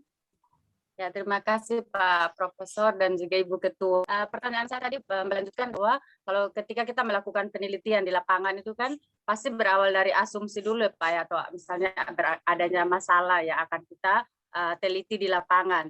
Nah, pertanyaan saya tadi kan sempat juga Bapak jelaskan bahwa terkadang asumsi itu kadang tidak sesuai dengan kenyataan yang ada di lapangan. Jadi pertanyaan saya, apakah ketika kita menemukan masalah demikian, ternyata asumsinya kita atau ketika kita tadi sudah melakukan hipotesa tidak sesuai dengan kenyataan yang ada, apakah tetap kita mengadakan penelitian daripada tesis atau disertasi kita dan terus menulis, ataukah ganti judul atau mungkin ganti tempat penelitian? Seperti itu Pak. Kadang kan kita misalnya sudah terlanjur menulis nih, sudah di-ACC oleh dosen pembimbing, terus kita ke lapangan gitu. Namun ternyata mungkin tidak sesuai dengan seperti yang saya harapkan gitu. Mungkin masalahnya tidak seperti yang saya sudah buat di awal, di hipotesis atau asumsi awal yang saya bikin. Itu yang pertama Pak. Jadi apakah kita terus mengadakan penelitian dan terus menulis atau ganti judul atau mungkin bahkan pindah tempat penelitian. Nah itu yang pertama. Yang kedua, apakah sebaiknya supaya tidak terjadi hal yang demikian, maksudnya asumsi itu tidak sesuai dengan kenyataan, apakah sebaiknya kita meneliti dulu misalnya tempat mana akan kita tuju, baru nanti kita buat judulnya seperti itu Pak, supaya kan nanti bisa cocok antara rumusan masalah dan kesimpulannya. Nah terus yang berikutnya lagi Pak, misalnya begini lagi, misalnya supaya hal ini tidak terjadi, kira-kira berapa lama waktu yang kita pakai sebagai peneliti untuk mencari data di lapangan supaya akurat. karena kalau saya melihat selama ini misalnya dari kita S1, S2, kadang kita mengadakan penelitian itu ya memang sudah pas waktunya kita untuk meneliti saja. Jadi sebenarnya efek atau kegunaannya pun kadang ya dalam tanda kutip biasanya tidak bilang tidak kurang bermanfaat, tapi kadang hanya cuman karena sekedar putus saja jadi kita meneliti gitu. Jadi kira-kira berapa akurat atau misalnya supaya benar-benar kita bisa memberikan solusi juga gitu bagi tempat yang akan kita tuju gitu, berapa lama Pak waktunya tempat untuk kita meneliti sebelum kita pantau dulu gitu, atau bagaimana supaya kita benar-benar meneliti ya dengan baik seperti itu. Terus yang terakhir Pak, saya menemukan kasus gitu ya. Ini kan mungkin kita di mahasiswa doktoral ya, mungkin kita menulis tesis disertasi. Nah, bagaimana misalnya saya sebagai dosen gitu, misalnya menguji skripsi atau misalnya pun di tesis gitu, misalnya begini, ada ini kejadian misalnya di tempat itu tidak melakukan misalnya angket atau wawancara atau kuesioner, tapi berdasarkan kenyataan di lapangan. Misalnya begini, ada mahasiswa yang sudah pernah live in di tempat tersebut gitu, dan akhirnya dia mengangkat judul karena dia menganggap bahwa di tempat itu dia menemukan masalah, lalu dia menulis, tapi dia tidak memakai angket, kuesioner ataupun wawancara, tapi dengan berdasar bahwa dia sudah pernah live in di tempat tersebut. Apakah ini bisa masuk dalam sebuah karya ilmiah yang bersifat akademis atau atau bisa dibenarkan gitu Pak maksudnya, karena kan dia tidak punya bukti secara akademis yang real seperti tadi Bapak bilang, kan harus ada bukti akademisnya, harus diukur secara nalar logisnya dan lain sebagainya, tapi dia berdasarkan kepada asumsi bahwa dia pernah live in di tempat itu, pernah praktek di tempat itu, mungkin nggak setahun atau 2 tahun. Terima kasih Pak untuk pertanyaannya, Tuhan berkati. Terima kasih Bu Juliana, terima kasih. Iya Kak. Jadi itu jawabannya semua iya ya Bu ya, bisa Bu. Kan ada mengambil data primer, data sekunder, jadi dia perpanjangan tangan Ibu untuk mengambil data itu. Dan memang dia itu ada di sana kan, kalau bisa ada fotonya, ada buktinya itu bisa Bu. Ya, kemudian yang Ibu bilang itu misalnya kalau saya ilustrasikan aja Bu ya, ada waktu saya mendapatkan hibah dikti penelitian ya, jadi itu kan direview oleh para juri ya. Nah waktu itu semuanya pada bawa prototipenya, bawa semualah, sudah jadi Bu. Tapi ada Bapak ya, saya bingung ini ya, kan kita dapat, kalau saya dulu 75 juta itu setahun. Kalau Bapak itu dapat 150 juta kali, dia lebih tinggi ya. Tapi nggak tahu kenapa ya, dia udah kedua, ini mau masuk ketiga. Nah, Dewan Juri itu selalu bertanya gitu sama dia, mana hasilnya Pak, mana penelitiannya Pak ya. Jadi yang dia tunjukkan itu sepertinya saya juga lihat, lah ini saya bilang bisa diomelin ya Bapaknya nih, bisa dikembalikan nih uangnya. Ya karena kan mengajukan proposal, dapat dana hibah dari Dikti, nanti dana itu digunakan untuk penelitian, Bu. Ya, ternyata dalam kondisi dia cerita bahwa dia itu mengalami sebuah research itu di Irian Jaya. Jadi untuk dia berangkat ke sana menggunakan kadang mobil, motor ya, perahu, itu biayanya mahal. Ya kan, kemudian juga data-data yang diambil juga cuma sedikit ya, karena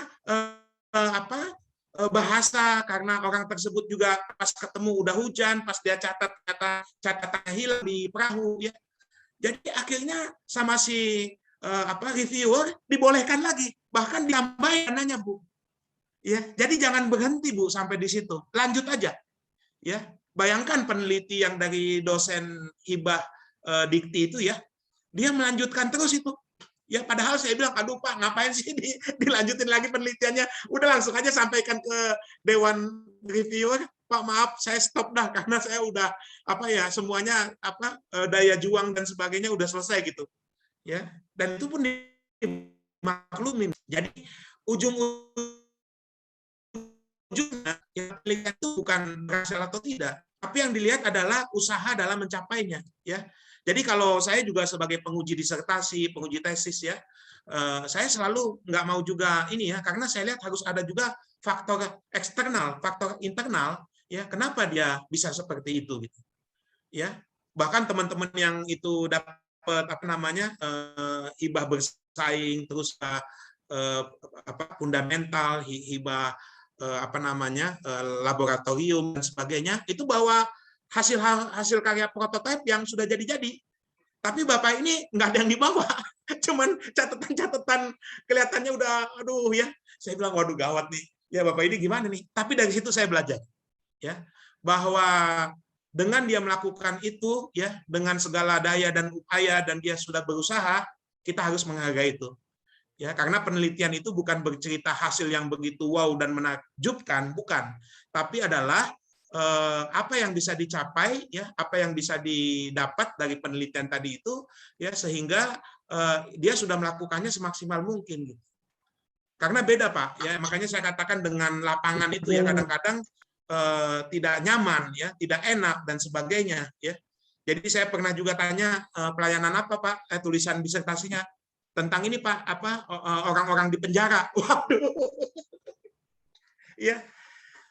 Jadi gimana ya, orang-orang penjara itu kan dia juga nggak nyangka gitu ya, padahal dia itu Bapak itu orang ya bisa dikatakan sukses gitu ya.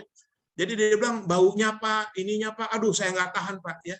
Tapi saya selalu untuk menyelesaikan S3 saya ini. Nah, demikian gitu Bu ya. Lanjutkan aja Bu.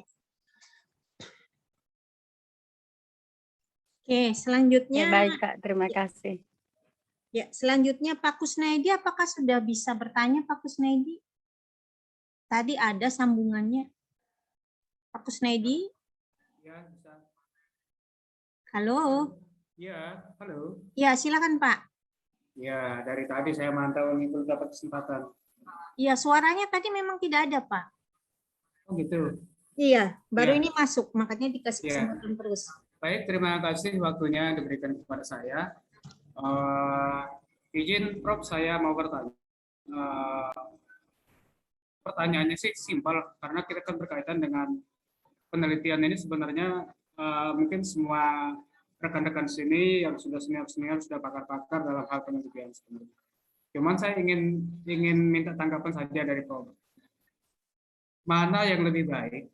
Kita menemukan masalah dulu, baru membuat judul, atau membuat judul dulu baru mencari masalah, mencari solusi dari masalah.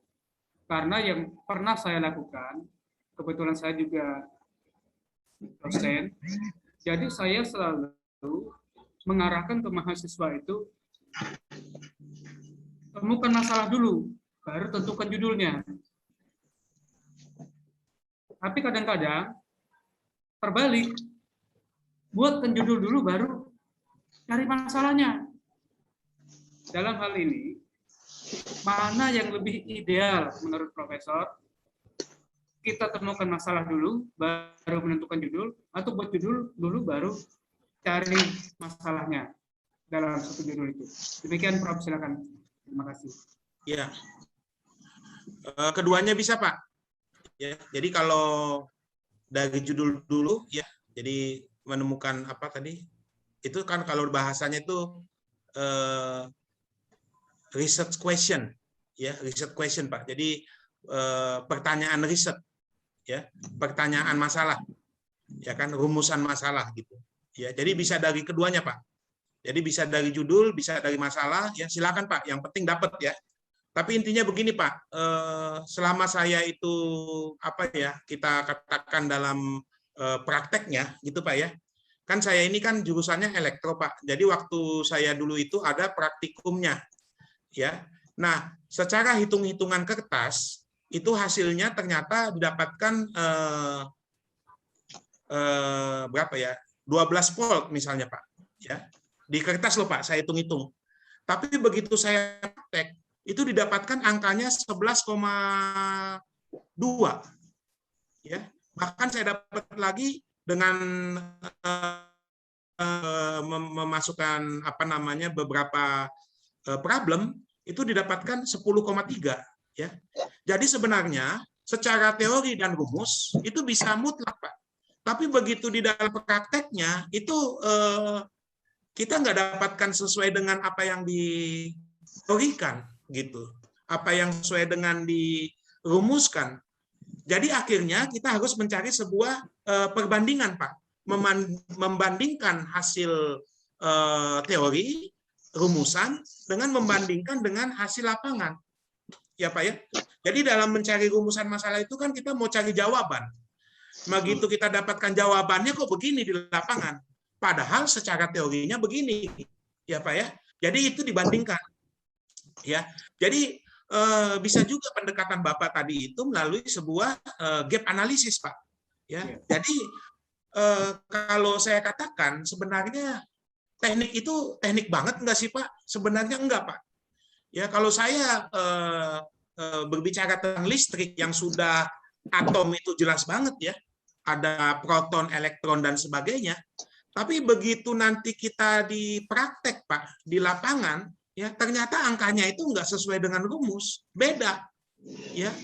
Jadi kenapa bisa ya? Nah, karena ada faktor-faktor lain yang tidak dimasukkan dalam permasalahan, Pak.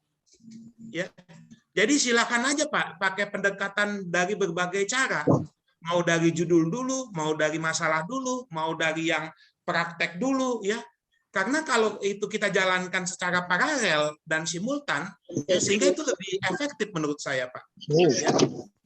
Jadi seperti itu, Pak. Terima kasih. Baik, kita lanjutkan dalam lagi. hal ini kesimpulannya tidak ada yang paling ideal. Baik, terima kasih Pak. Ya.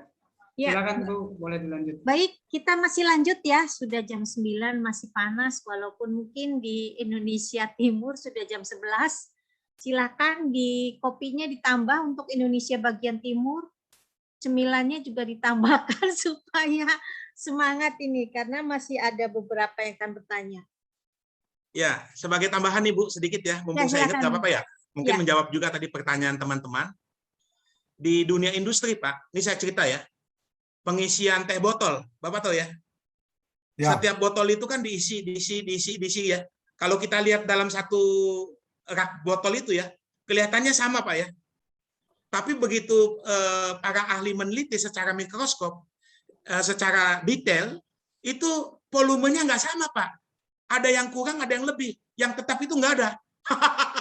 Ya Pak ya. Kemudian juga pabrik paku, ya itu paku semua menurut dia sudah sama panjang Pak. Ternyata enggak. Paku itu tidak sama panjang semua Pak, meskipun sudah dilakukan dengan mesin. Ya ternyata cetakan kedua, cetakan ketiga, nanti ada yang soak, ada yang longgar, ya dan sebagainya. Jadi memang kalau dibilang tidak ada Pak yang ideal, ya. Tidak ada semuanya yang itu rata gitu, ya sama isi volume teh botol sosok misalnya. Enggak Pak, itu beda-beda Pak. Pada kita bayarnya sama Pak ya, belinya sama ya. Ya, tapi kelihatannya sama Prof. Enggak, ya. Kemudian juga panjang lidi, ya. Kita sudah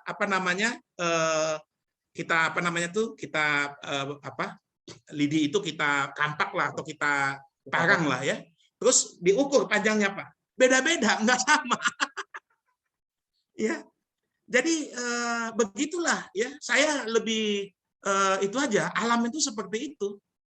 Enggak ada yang memang kita istilahnya kok secara rumus bisa sifat fisika sama dengan 10. Padahal begitu saya aja ya, ada lab fisika di UPH waktu itu ya. Untuk menentukan gravitasi katanya kan 9,8 kali 10 berapa gitu ya.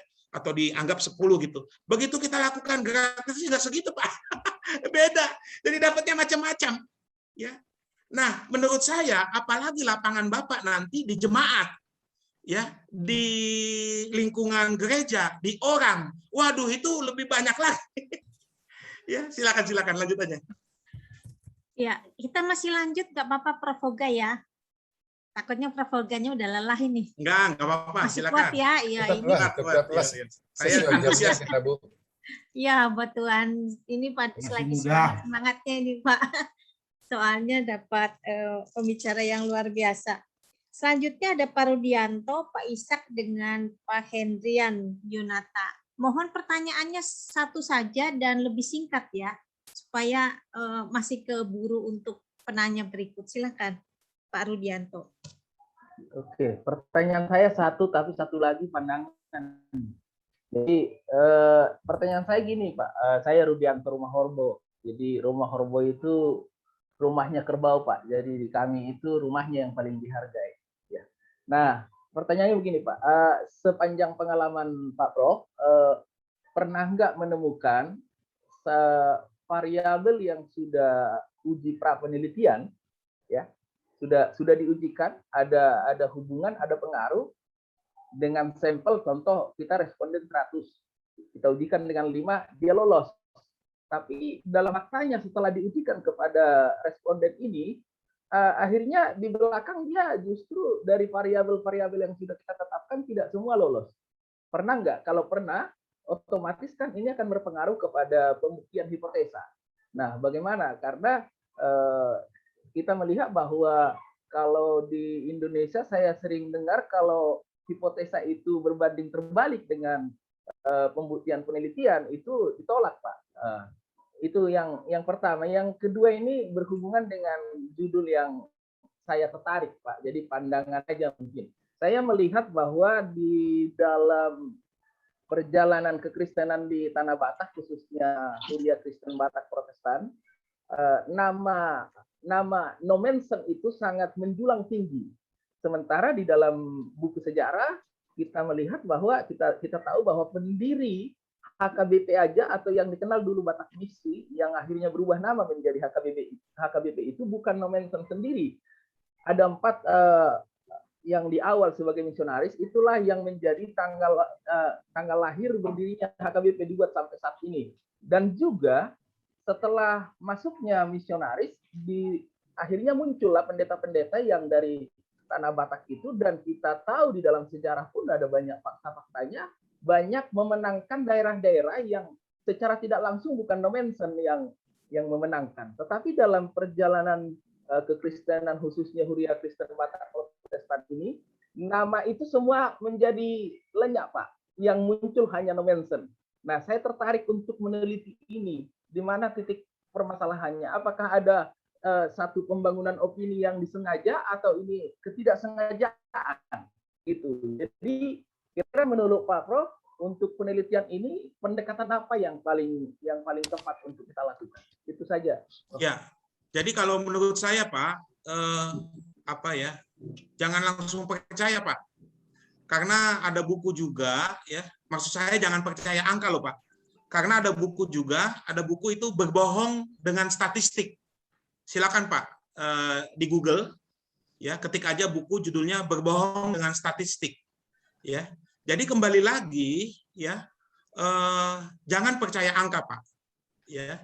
Jadi banyak hal yang kita katakan bahwa kadang-kadang angka itu berbohong ya Pak ya, karena ya namanya juga perhitungan Pak. Perhitungan itu kan bisa dimanipulasi ya dan sebagainya.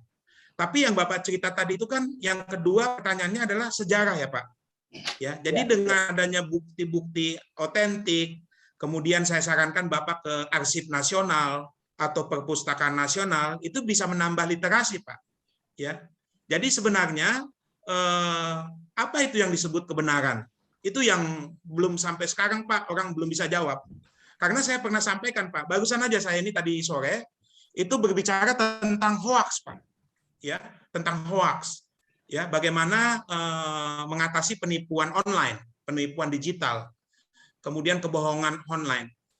Ternyata saya dapati Pak, teori daripada orang-orang yang membahas tentang kebohongan, yaitu teorinya begini Pak, semua manusia bohong. Ya, jadi tidak ada yang tidak bohong Pak. Jadi kalau ditanya internet, komputer itu hanya alat saja Pak. Ya, handphone itu hanya alat. Tapi semua manusia itu bohong Pak. Ya, tidak ada yang tidak bohong. Ya, jadi karena sumbernya sudah tidak benar, sumbernya sudah dusta, sumbernya sudah bohong, jadi sulit Pak. Ya. Nah, baru kemarin itu karena saya Lemhanas kan Pak ya, saya diundang oleh Kementerian Agama untuk menyampaikan sila kelima Pak, keadilan sosial bagi seluruh rakyat Indonesia. Ya, saya gali terus literatur tentang keadilan. Jadi penelitinya bilang gini Pak, Tidak ada di dunia ini yang adil. Ya, waduh, saya tersentak, Pak. Ya, di dunia ini tidak ada yang adil. Jadi manusia ada yang adil nggak? Nggak ada. Hanya Tuhan yang adil. Hanya Tuhan yang maha adil. Jadi gimana?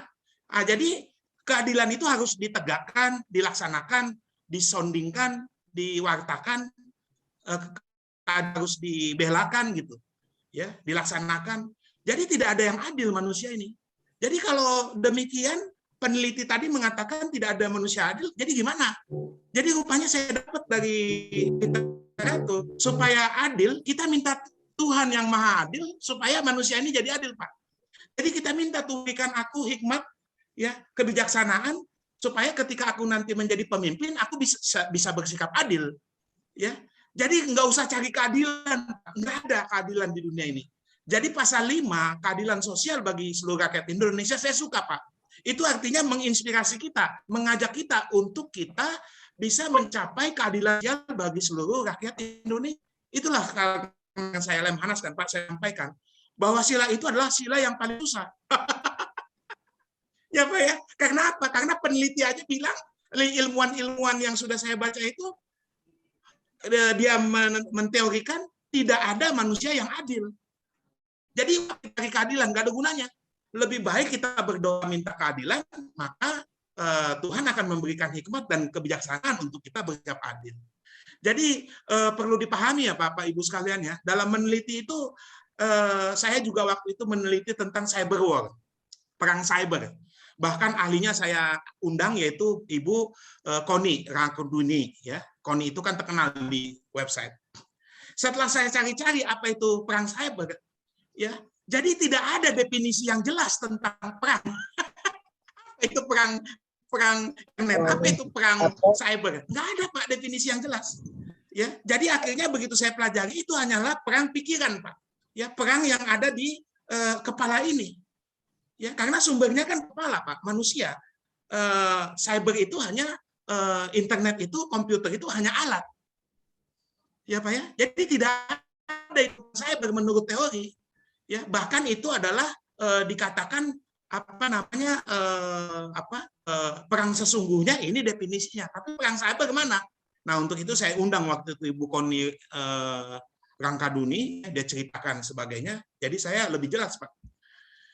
Ya, jadi jangan salah nanti Bapak ketika nanti meneliti tentang sesuatu, mencarinya ternyata apa sih kata teorinya nggak jelas. Ya, jadi teori mana yang injak sebagai dasar landasan hukum, Pak? Ya, misalnya Bapak ada di sini penelitian tentang keadilan, padahal dikatakan oleh otaknya, ya, atau penemunya mengatakan teori tidak ada manusia adil. Ayo, padahal judul Bapak untuk keadilan gereja. Ya, terus Bapak bilang kebenaran, mewartakan gitu ya, apa tentang kebenaran. Ternyata begitu kita gali teorinya, Pak, tidak ada manusia yang benar, semuanya bohong. Ya, itu yang saya dapatkan tentang hoax, Pak. Ya. Jadi sebenarnya ini menjadi sebuah apa ya, dikatakan tuh ya apa sih bahasa ilmiahnya itu ya? Aduh, kok jadi lupa ya. Apa tuh istilahnya ya? Silakan deh, bantu saya nih. Ya, jadi terbalik lah, gitu ya istilahnya ya. Ya, bahkan peneliti sendiri itu jadi bingung. Sebenarnya apa definisi dan teorinya ini gitu. Ya, ketika saya mencari tentang apa itu hoax, ya, kebohongan, ya, karena saya kan bidangnya komputer IT, makanya saya diminta untuk kebohongan hoax di masa pandemi COVID. Ya, juga diminta tentang penipuan digital, ya. Setelah saya cari apa itu penipuan, Pak, ternyata penipuan itu manusia semuanya penipu. Ya, pusing saya, Pak. Ya, jadi sebenarnya saya ini jadi kalau meneliti terus ya sebuah teori, akhirnya balik-baliknya ke Alkitab, Pak. Akhirnya balik-baliknya ke Alkitab. Ya, silakan Bapak cari teori kebohongan, teori keadilan, teori hoax, teori dan sebagainya lah yang saya sudah baca-baca. Ternyata akhirnya saya baca kok sama kayak Alkitab. Ya, jadi sebenarnya bapak-bapak ini lebih pandai lah, ya, lebih pandai lah, ya. Makanya saya bilang kalau ada nanti tentang hoax digital, ya saya harusnya undang bapak nih, ya, karena kebohongan itu sebenarnya teori dasarnya ada di itu Pak, di tempat itu, ya, kebenaran, kebohongan, keadilan. Jadi sebenarnya kalau bapak bicara tentang maha kuasa, ya. Tidak ada Pak manusia yang berkuasa, ya hanya Tuhan yang maha kuasa, maha adil, tidak ada manusia adil, hanya Tuhan yang maha adil, maha apa lagi Bapak sebut aja, maha benar, maha apa aja, ya banyak ya. Nih sebentar ya, saya kemarin pernah diskusi juga dengan teman ya, dia bilang, ya Prof ya gitu, ya memang secara coba Bapak nanti ketik aja di internet, ya ujung-ujungnya itu. Apa namanya sebentar ya, coba Bapak sebutkan lah ya, ada 12 maha itu di Alkitab. Sebentar Pak ya, maha apa aja nih saya sebut ini Pak ya. Maha Kudus disebutkan Pak Ali, maha tinggi ya, jadi hanya Tuhan Pak yang maha tinggi. Maha kuasa, hanya Tuhan yang maha kuasa, manusia nggak ada kuasa. Maha kuat, maha kudus, maha tahu, maha adil, maha besar, maha benar, maha mulia. Jadi nggak ada manusia yang mulia Pak, nggak ada. Ya, maha bahagia, maha penyayang. Ada nggak manusia penyayang? Nggak ada. Ya, itu silakan Pak cari teorinya Pak. Saya sudah cari itu tentang keadilan. Saya sudah cari tentang kebenaran. Jadi hanya Tuhan yang maha benar. Semua manusia adalah tidak benar. Ya, hanya Tuhan yang maha kuat, tidak ada manusia yang kuat. Hanya Tuhan yang maha kudus, tidak ada manusia yang kudus. Hanya Tuhan yang maha tahu, tidak ada manusia yang tahu. Ya, hanya Tuhan yang maha dahsyat, tidak ada manusia yang dahsyat. Hanya Tuhan yang maha mulia, ya, tidak ada manusia yang mulia. Hanya Tuhan maha bahagia, ya, tidak ada yang manusia yang maha bahagia. Jadi gimana supaya kita bahagia? Ya kita minta Pak sama Tuhan supaya kita bahagia. Bagaimana kita bisa adil, Pak? Kita minta sama Tuhan supaya kita adil. Ya, sama seperti Salomo. Tuhan berikan saya kebijaksanaan dan keadilan untuk bagaimana saya memutuskan hukum tentang rakyat-rakyat ini yang banyak. Ya. Ini kemarin saya ikut partai, saya diajukan menjadi wakil gubernur, Pak, ya, untuk DKI. Ya, saya bilang, aduh jangan deh ya.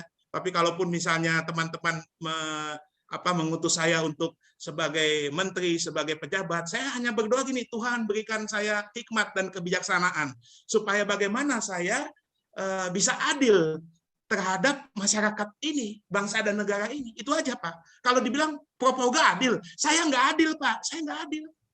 Makanya kalau ada teman-teman yang mau meneliti tentang keadilan, ya, waduh, disertasinya bisa tebel.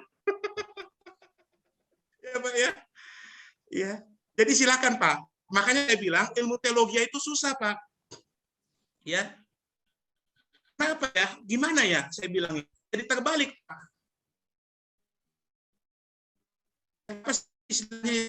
Apa ya? Selain itu apalagi kata ada bahasanya Pak. Kontradiktif ya atau apa ya? Ya, kesenjangan. Hah? Apa? Kesenjangan Pak. Kesenjangan. Apalagi silakan. Ambivalen. Iya, bisa juga. Ada lagi Pak bahasa lainnya. Coba deh, bantu saya Pak. Paradoks. Paradoks, itu yang lebih tepat. Paradoks. Pak Senior. Top. Siapa tadi yang bilang itu Pak? Pak Senior, Pak Solider. Pak Solider Sri Oh, Solider ya. Terima kasih Pak Solider, ini hebat nih. Bapak paradoks, Pak. Paradoks. Kalau kontradiktif ya jangan kita pelajari. Iya. Paradoks. Jadi paradoks. Jadi judul Bapak lebih baik ada kata paradoks. Ya. Paradoks antara keadilan manusia dengan keadilan yang sebenarnya. Ya, bahas aja Pak Pancasila itu, keadilan sosial bagi seluruh rakyat Indonesia. Ya, tapi saya hubungkan itu waktu itu dengan sila kedua, kemanusiaan yang adil dan beradab. Jadi kalau sudah bisa manusia itu adil dan beradab, maka dia bisa makanya sila keempat, yaitu apa? Hikmat dan kebijaksanaan. Itu Pancasila bagus, Pak.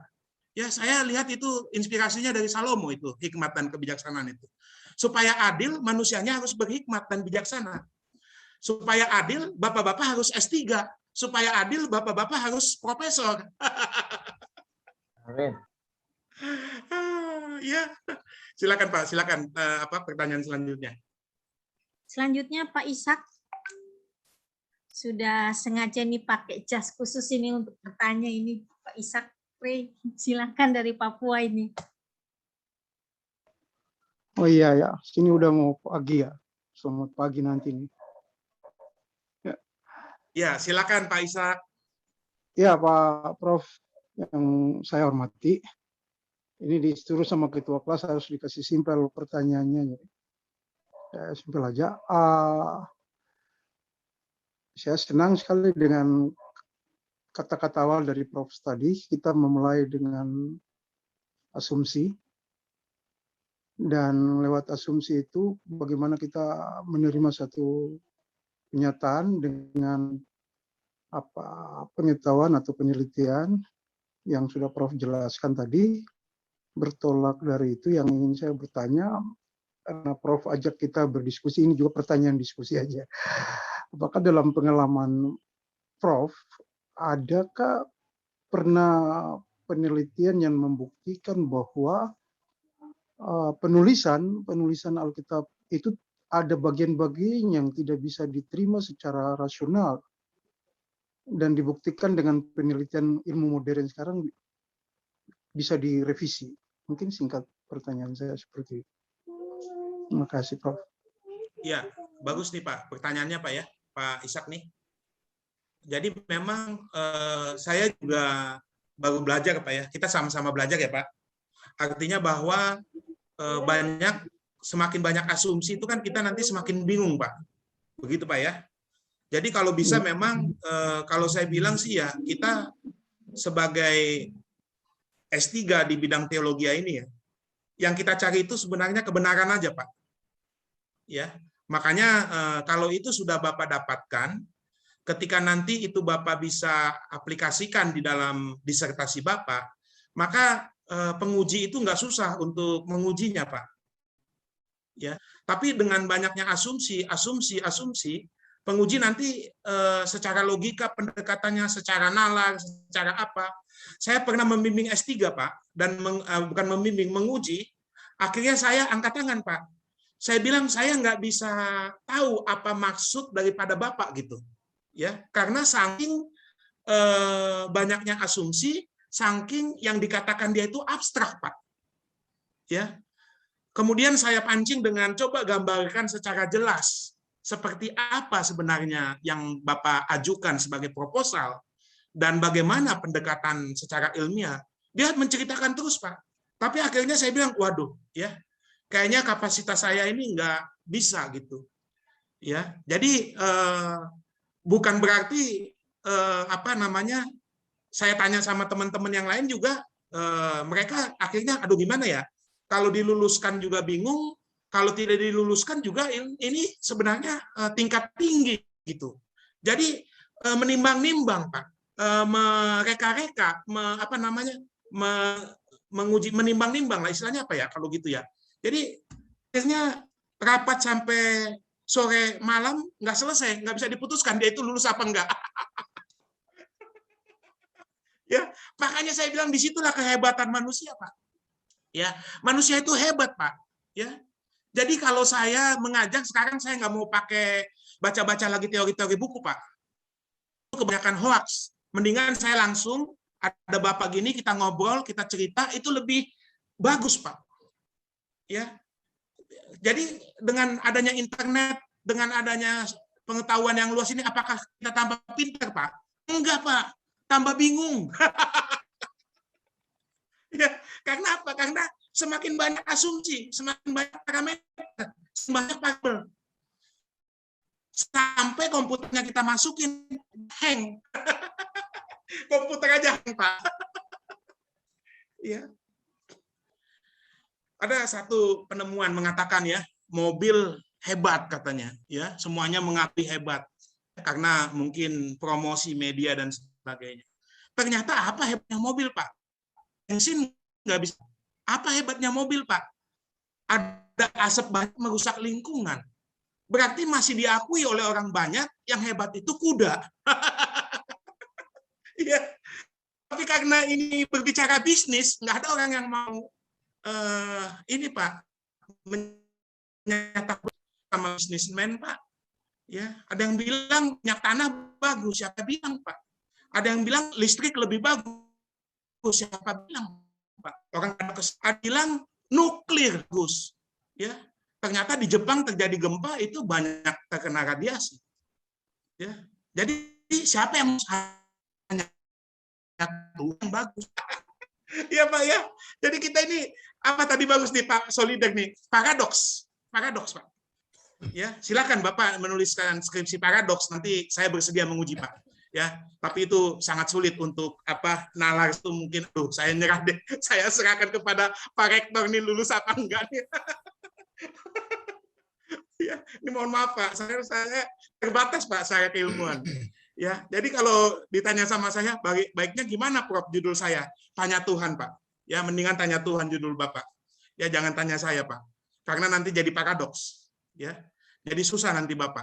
Ya, contoh aja saya diminta pembicara tentang keadilan Pak. Itu sebulan Pak saya bikin PowerPoint. Saya cari apa sih keadilan, ternyata tidak ada yang adil Pak di dunia ini. Itu yang disebut oleh siapa Prof dari mana itu? Ya, ternyata semua itu hanya mengawang-awang Pak. Itu imajinasi, itu adalah pikiran manusia. Ya. Jadi tidak ada manusia yang adil. Jadi kalau ada orang yang mengupayakan menginikan keadilan itu sia-sia, Pak. Lebih baik minta sama Tuhan, Tuhan nanti akan menyelesaikan keadilannya. Udah, gitu aja, Pak. Daripada Bapak tersiksa batin dan sebagainya. Iya kan? Iya, Pak. Saya banyak orang yang kalau Bapak nih sebagai ketua hukum dan HAM, ya itu banyak bercerita, oh mana keadilan, nggak ada. Di bumi ini tidak ada keadilan, Pak. Apalagi kalau Bapak nulis disertasinya keadilan. Ya.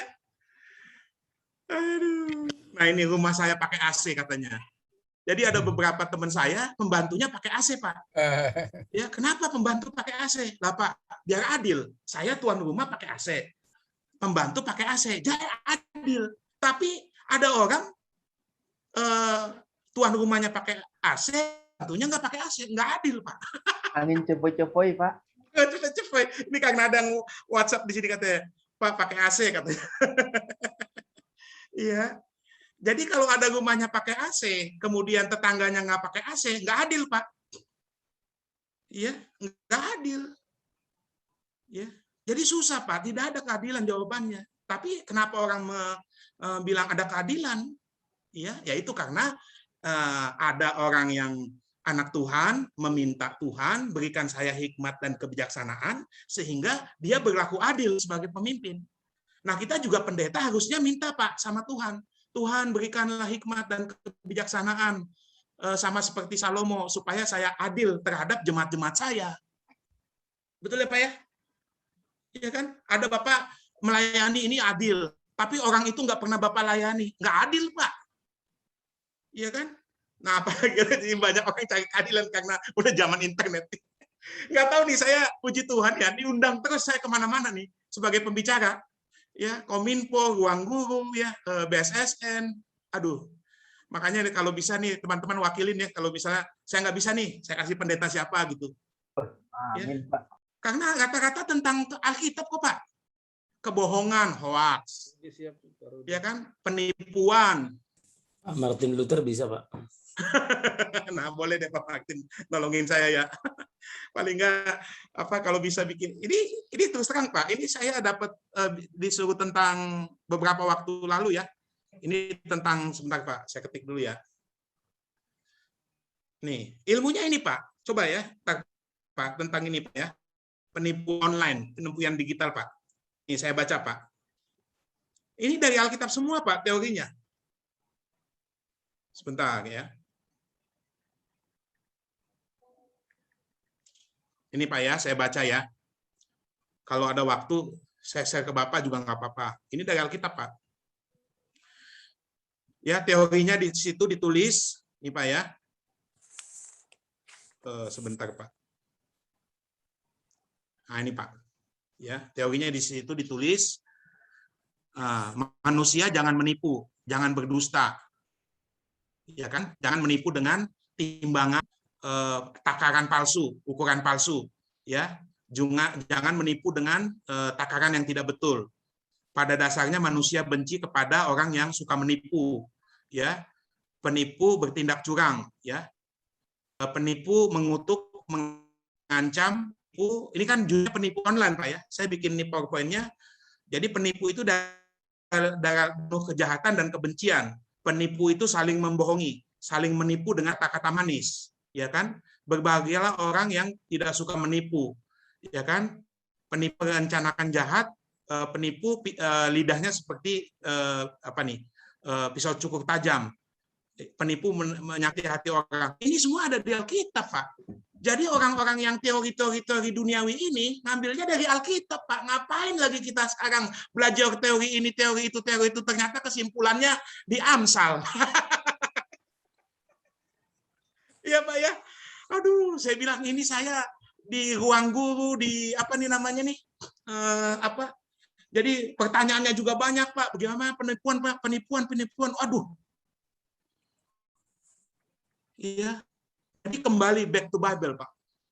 Ya, mungkin kalau Bapak bisa sisi saya sebagai literasi digital atau literasi online, tapi Bapak membahas penipuannya secara teologi, saya mau, Pak. Ya, silahkan, Pak. Nggak apa-apa. Ya, karena teknologi itu hanya alat. Ya, itu hanya sebuah online, ya, daring, ya, di dalam jaringan. Kalau luring kan di luar jaringan. Ya, jadi lagi silakan Pak, yang sifatnya teologi ditambah teknologi itu jadi bagus, Pak. Ya, bahkan Bapak nanti bisa jadi narasumber di Kominfo, di BSSN, bahkan di berbagai